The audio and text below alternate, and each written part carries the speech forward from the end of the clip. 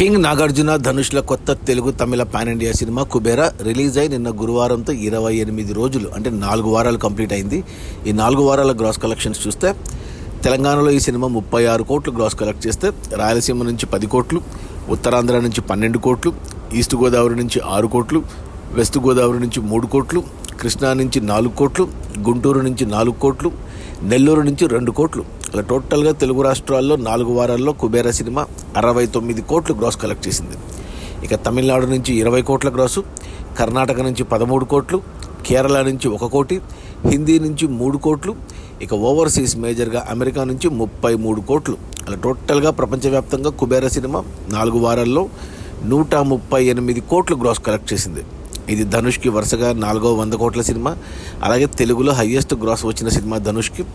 అలాగే నాగార్జునకు కూడా highest gross వచ్చిన సినిమా. అలాగే డైరెక్టర్ శేఖర్ కమ్ములకు కూడా. ఇక ఈ 138 కోట్ల గ్రాస్లో థియేటర్ల రెంట్లు, గవర్నమెంట్ ట్యాక్సులు, ఖర్చులని పోను. డిస్ట్రిబ్యూటర్ షేర్ వచ్చేసి 70 కోట్లు ఉంది.